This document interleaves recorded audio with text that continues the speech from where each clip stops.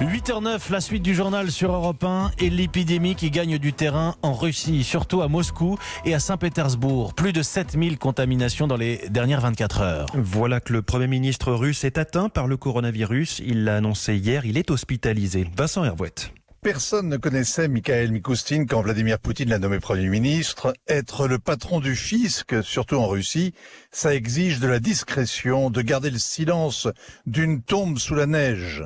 3 mois après, on ne connaît pas mieux Mishustin, mais il vient d'entrer dans l'histoire en entrant à l'hôpital.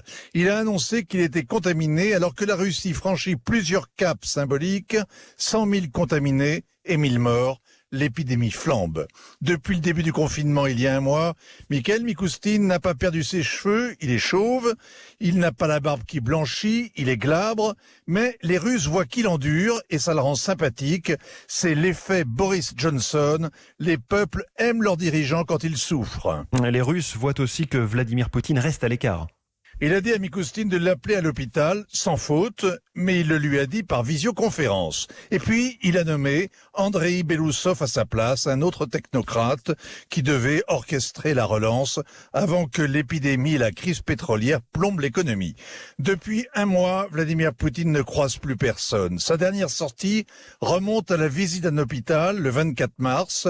Il était protégé par une sorte de combinaison de spationautes.